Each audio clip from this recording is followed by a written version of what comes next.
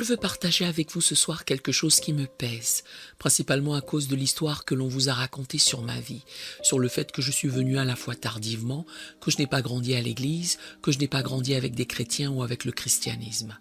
J'ai été élevé dans les cités du centre-sud de Los Angeles par une mère adolescente célibataire, bouddhiste pratiquante, et je n'ai jamais entendu l'évangile jusqu'à ce que je sois à l'université. Or, j'avais des questions, de nombreuses questions, des questions auxquelles il fallait répondre, et j'ai rencontré quelqu'un qui a pris le temps d'y répondre. Le mur dont je veux parler ce soir n'est pas celui auquel on pense d'habitude. En fait, il n'a pas été détruit par notre adversaire, mais bien souvent par nous-mêmes.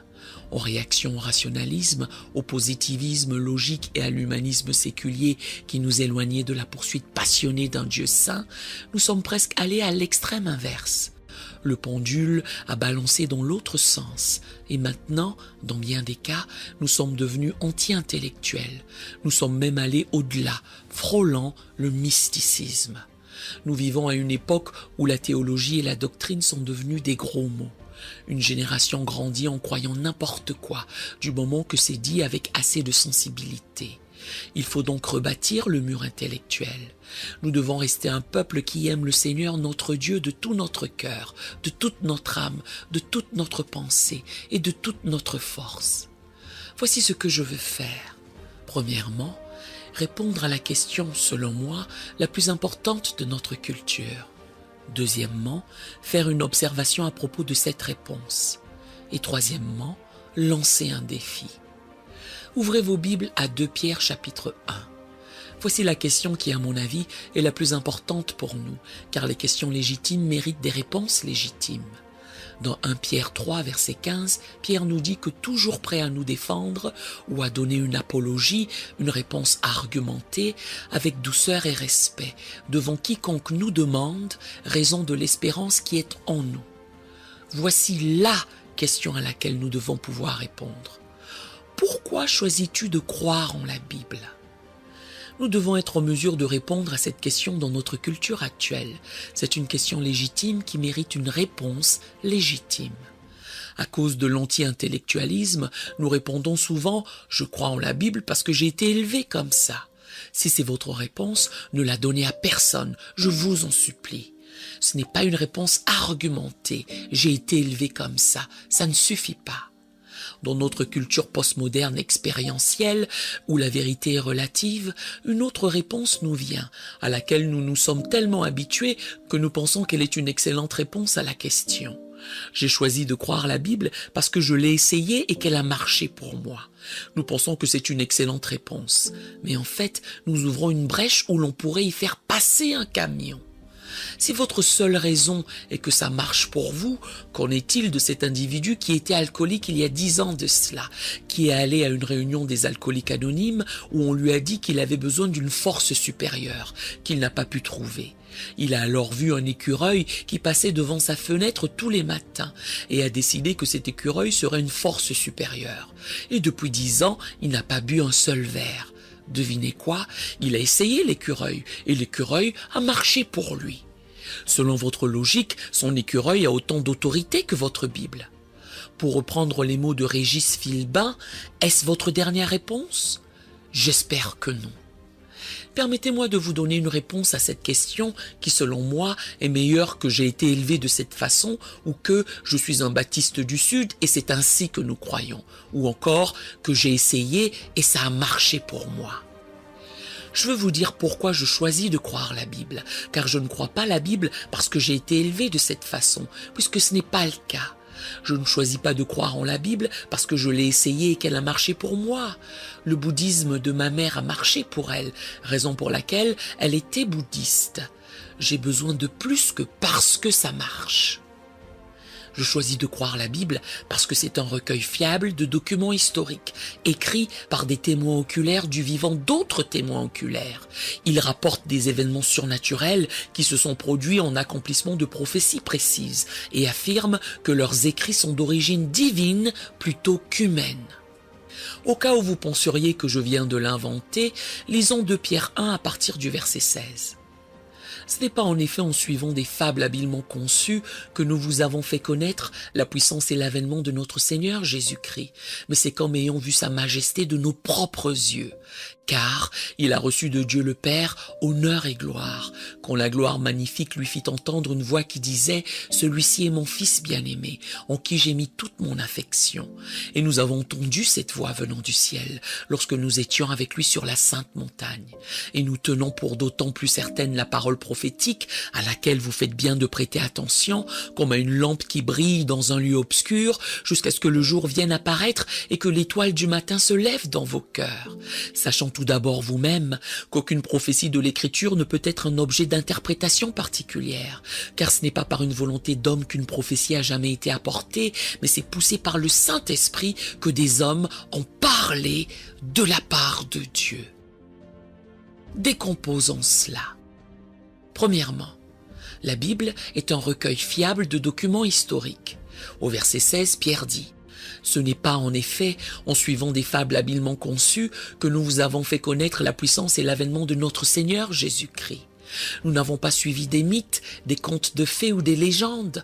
Nous n'avons pas suivi des choses inventées. » Luc dit dans son prologue « Plusieurs ayant entrepris de composer un récit des événements qui se sont accomplis parmi nous, suivant ce que nous ont transmis ceux qui ont été des témoins oculaires dès le commencement et sont devenus des ministres de la parole, il m'a aussi semblé bon, après avoir fait des recherches exactes sur toutes ces choses depuis leur origine, de te les exposer par écrit d'une manière suivie, excellent Théophile, afin que tu crois en Dieu aveuglément ?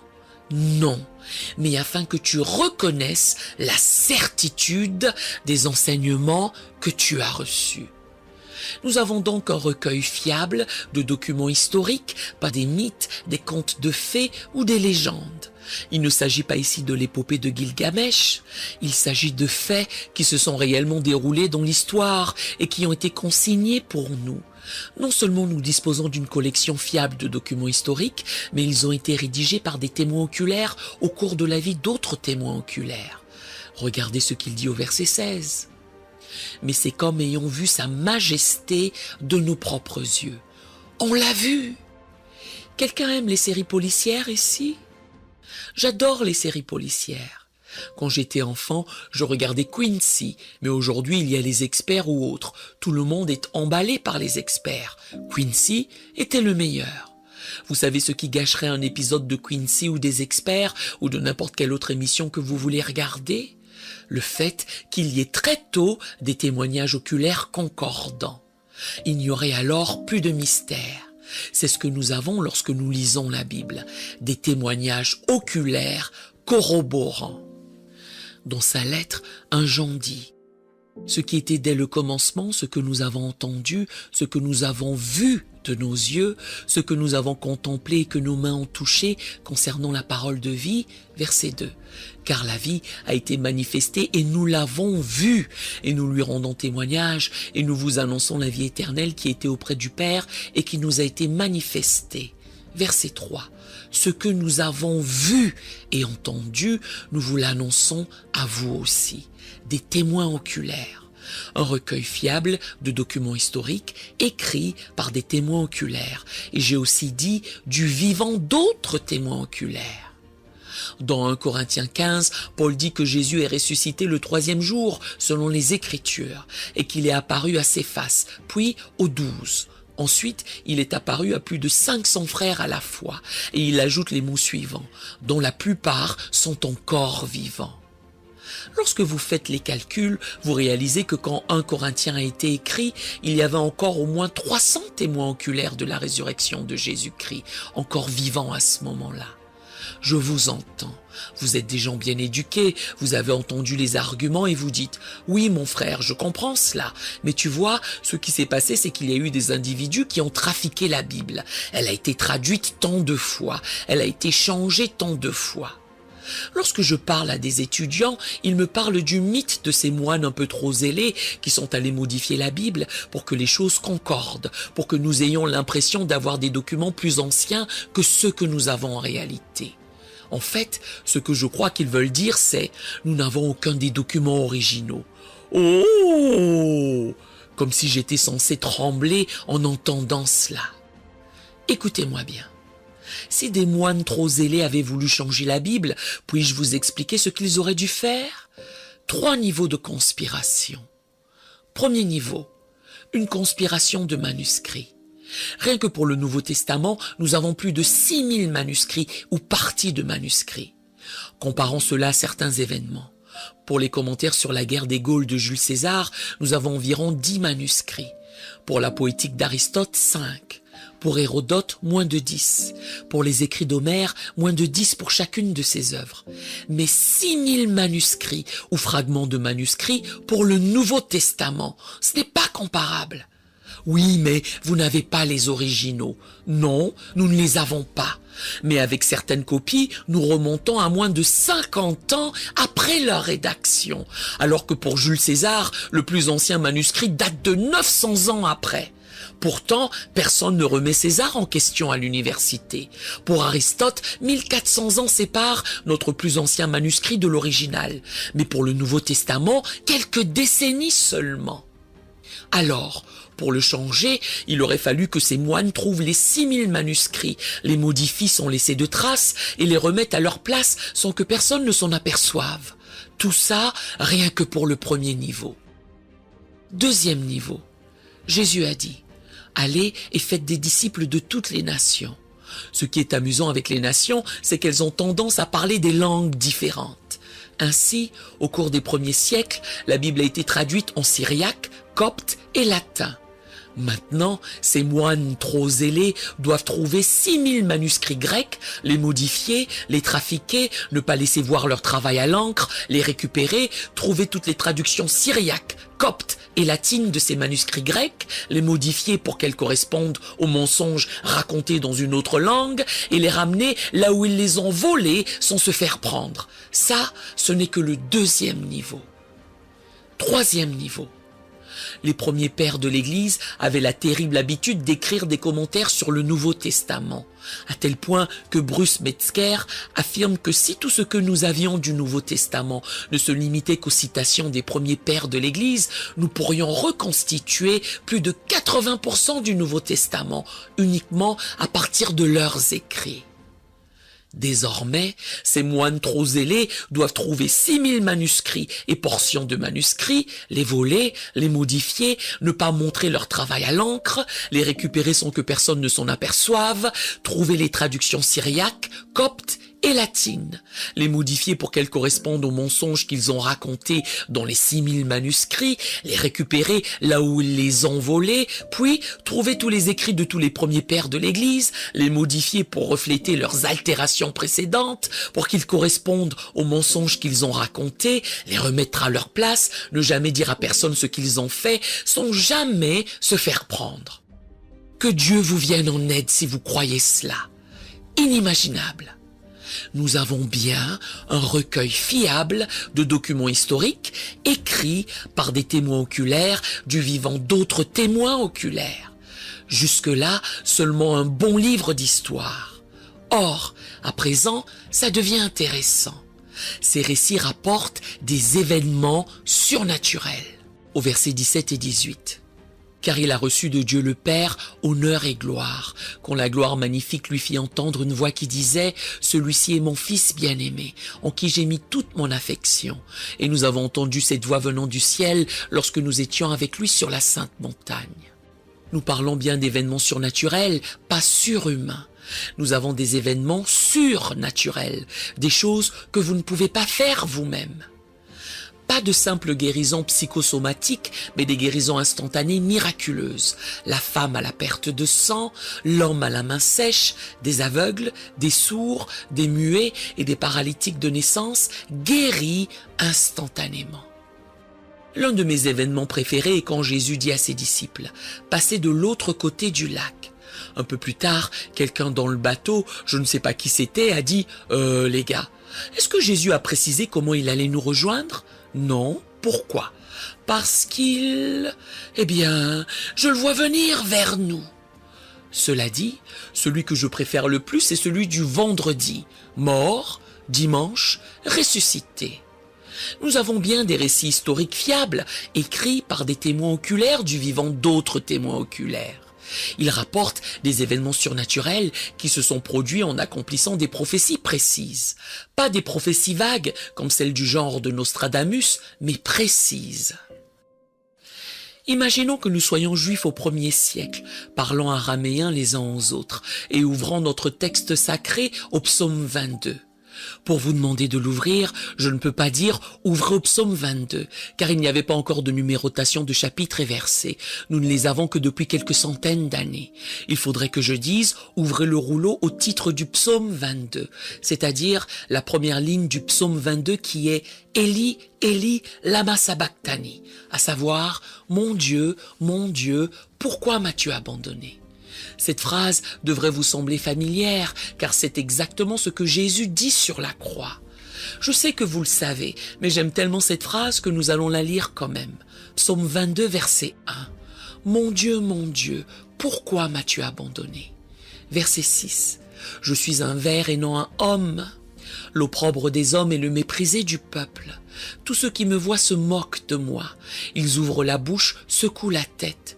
Recommande-toi l'Éternel. L'Éternel le sauvera, il le délivrera puisqu'il l'aime. » C'est ce qu'on dit à Jésus pendant la crucifixion.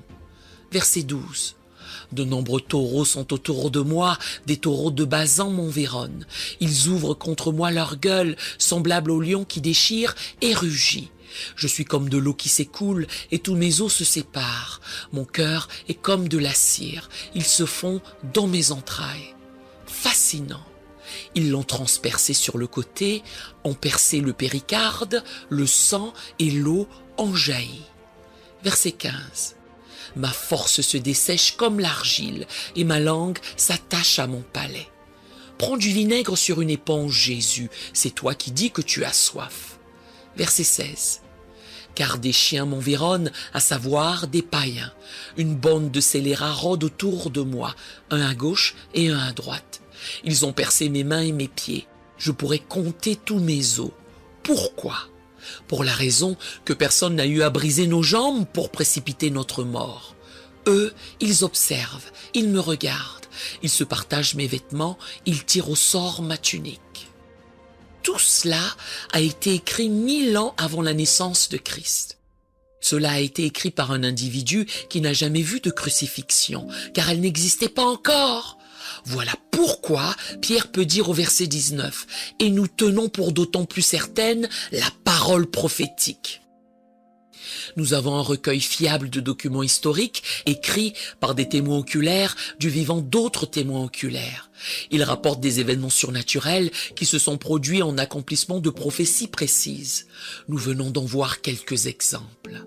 Et ils affirment que leurs écrits sont d'origine divine plutôt qu'humaine. Verset 20. Sachant tout d'abord vous-même qu'aucune prophétie de l'Écriture ne peut être un objet d'interprétation particulière, car ce n'est pas par une volonté d'homme qu'une prophétie a jamais été apportée, mais c'est poussé par le Saint-Esprit que des hommes ont parlé de la part de Dieu. Ils prétendent que ce sont les paroles de Dieu, pas les leurs. Voilà pourquoi ces prophéties ont pu s'accomplir des siècles plus tard. Voilà pourquoi ils utilisent des formules comme « ainsi parle l'Éternel » et l'Éternel dit à Moïse et Dieu dit à Abraham. Ils disent que ce sont les paroles de Dieu et non celles des hommes. Ici encore, j'entends objecter et c'est ça le problème. Personne ne veut croire cela parce que ce sont des hommes qui ont écrit la Bible. Et quand on dit que c'est la parole de Dieu, ils disent « non, celle des hommes » et on ne peut pas faire confiance à des écrits humains. Cela m'a toujours dérouté. Savez-vous pourquoi ? À l'école, je ne me souviens pas que quelqu'un dans la classe de maths ait dit « tu t'es trompé, tu es censé utiliser le théorème de Pythagore ici. Tu sais, ce truc A au carré plus B au carré égale C au carré. Tu ne l'as pas utilisé, donc tu t'es trompé. » Je n'ai pas répondu, tu ne peux pas me noter sur ça, c'est sorti d'un livre de maths. Un homme a écrit ce livre de maths, ça veut dire qu'il est faillible. Ce n'est pas parce que l'homme a pris la plume que l'on ne peut pas faire confiance à ce qui est écrit. La question que l'on doit se poser est la suivante. Ce qui est écrit, est-il fiable? Est-il cohérent? Est-il corroboré? Qu'est-ce que la corroboration? Je ne sais pas.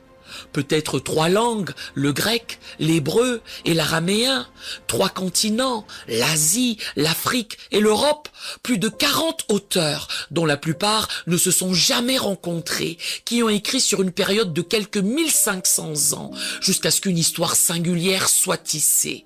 Si ça, ce n'est pas de la corroboration, alors je ne sais pas ce que c'est. Il y en a un autre.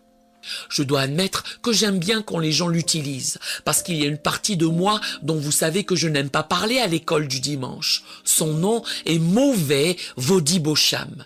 J'essaie de le faire sortir au moins une fois par semaine, tard le soir, quand il n'y a personne. Il aime bien quand les gens disent « Vous croyez en la Bible, mais je suis un homme de science, et à moins que vous ne me le prouviez scientifiquement, je ne peux tout simplement pas y croire. » Parfois, je pense qu'il n'est même pas sauvé à cause des choses qu'il veut dire. Parce que moi, je suis doux avec les gens. Le mauvais Vodi Bocham n'a pas besoin d'être doux. Il dit « espèce de... » Il le regarderait et dirait quelque chose du genre « Écoute, tu ne mérites même pas de rester dans cette discussion, mais je vais te permettre de t'y maintenir parce que je vais me réjouir de ce qui va t'arriver. Intellectuellement, je vais te battre comme un bouc attaché. Alors, ne bouge pas d'ici, d'accord? Comment oses-tu exiger une preuve scientifique pour des événements historiques? On n'utilise pas la méthode scientifique en histoire. Cela prouve que tu ne mérites même pas d'être dans l'argumentation. Voici la méthode scientifique. Pour utiliser la méthode scientifique, quelque chose doit être observable, mesurable et reproductible. Mes amis, on ne peut pas utiliser la méthode scientifique pour prouver que George Washington a été notre premier président. Pourquoi? Parce que sa présidence n'est pas observable, mesurable et reproductible. On n'utilise pas la méthode scientifique pour ça. On doit utiliser une méthode plus factuelle. Alors ce qu'on fait, c'est comme ce que nous faisons dans une salle d'audience. On dit « Avons-nous des témoins ?» Eh bien, je viens de te dire que nous en avons. Les témoins disent-ils la même chose? Oui. Vendredi mort, dimanche ressuscité. Ils ont dit que quelque chose allait se passer et c'est arrivé exactement comme ils l'avaient dit. Nous n'avons aucune preuve externe qui s'opposerait à la revendication de la Bible d'être la parole de Dieu. Aucune. En ce cas, la chose intelligente à faire est de croire ce qu'elle dit. Ainsi, je ne choisis pas de croire en la Bible simplement parce que j'ai été élevé ainsi. Je ne l'ai pas été. Je ne choisis pas de croire en la Bible simplement parce que j'ai essayé et que ça a marché pour moi. Je choisis de croire en la Bible, dites cela avec moi si vous le voulez bien. Parce que c'est un recueil fiable de documents historiques. Écrit par des témoins oculaires, du vivant d'autres témoins oculaires. Il rapporte des événements surnaturels qui se sont produits en accomplissement de prophéties précises et affirme que leurs écrits sont d'origine divine plutôt qu'humaine. J'ai dit que je voulais faire 3 choses. Premièrement, je voulais répondre à cette question que je crois pertinente dans notre culture et à laquelle nous devons être capables de répondre. C'est une question légitime qui mérite une réponse légitime. Deuxièmement, je vous ai dit que je voulais faire une observation. Pasteur dans la salle, écoutez-moi. Je viens de partager un sermon expositoire, j'ai prêché le texte dans son contexte, je n'ai pas essayé d'être plus créatif que Dieu. C'est ce que j'appelle l'apologétique expositive. La Bible répond à chaque question pertinente. 2 Timothée 3 nous dit que toute écriture est inspirée de Dieu et utile pour enseigner, pour convaincre, pour corriger, pour instruire dans la justice. Tout cela, sa divine puissance nous a donné tout ce qui contribue à la vie et à la piété au moyen de la connaissance de celui qui nous a appelés par sa propre gloire et par sa vertu. 2 Pierre 1, verset 3. Voici ce qui m'inquiète. Beaucoup d'entre nous croient en l'inhérence des Écritures, mais certains d'entre nous ne prêchons pas comme si nous croyions en la suffisance des Écritures. Ne laissez personne vous dire que l'exposition est une chose du passé. J'espère ne pas vous avoir ennuyé, parce qu'un grand nombre disent que l'exposition est ennuyeuse et dépassée.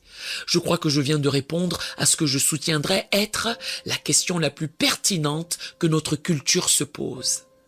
Et je l'ai fait verset par verset, précepte par précepte, règle sur règle. Ésaïe 28, verset 10. Ce qui m'amène à la troisième chose, le défi. Nous devons enseigner au peuple de Dieu, premièrement, que la Bible a la réponse. Deuxièmement, comment l'apprendre et la donner. Quiconque peut mémoriser ce passage des Écritures dans son contexte peut apprendre à donner la réponse que je viens de vous donner. Quiconque. C'est pourquoi nous avons écrit l'étude biblique Vérité éternelle. C'est de cela qu'il s'agit, pour que les gens intègrent cela dans leur esprit, afin que lorsque quelqu'un leur demande pourquoi ils choisissent de croire en la Bible, il n'est pas à bafouiller, il n'est pas à donner une réponse lamentable comme « Vous savez, j'ai été élevé comme ça » ou « J'ai essayé et ça a marché pour moi ».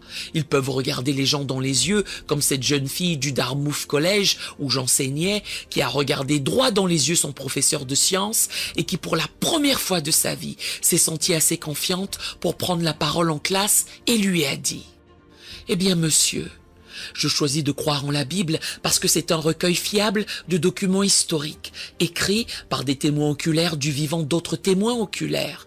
Ils rapportent des événements surnaturels qui ont eu lieu en accomplissement de prophéties spécifiques et prétendent que leurs écrits sont d'origine divine plutôt qu'humaine. Et si vous voulez, je peux même ajouter que personnellement, j'ai essayé et ça a marché pour moi. Nous aimerions vous donner l'opportunité de faire de Jésus le Seigneur de votre vie. Voulez-vous bien prier avec moi? Dites Seigneur Jésus, je me repens de mes péchés. Viens dans mon cœur. Je fais de toi mon Seigneur et Sauveur. Et merci Seigneur pour le baptême du Saint-Esprit en moi. Dans le nom de Jésus. Par cette simple prière, nous croyons que le Saint-Esprit vous conduit sur le chemin de la nouvelle naissance. Allez dans une bonne église dont le fondement est la parole de Dieu, passez par les eaux du baptême et donnez à Dieu la première place. Nous espérons de tout cœur que ce message vous encouragera. Si vous connaissez quelqu'un qui puisse être encouragé, s'il vous plaît, envoyez-le lui pour nous aider à atteindre plus de gens et à propager l'évangile. Édifions le corps de Christ ensemble. Appuyez sur la cloche des notifications et merci infiniment de nous soutenir en vous abonnant à notre chaîne. N'hésitez pas à laisser vos requêtes de prière dans la section des commentaires. Sachez que même si vous ne voyez pas de réponse à votre requête, que ce soit sur YouTube, email, Facebook ou sur Messenger, nous avons prié pour vous. Nous invitons humblement le corps de Christ à soutenir chaque requête en écrivant une prière dans la section commentaires. Tenez-vous ferme dans la foi avec nous pendant que nous prions. Que la grâce et la paix du Seigneur Jésus-Christ soient avec vous tous et qu'il vous bénisse merveilleusement.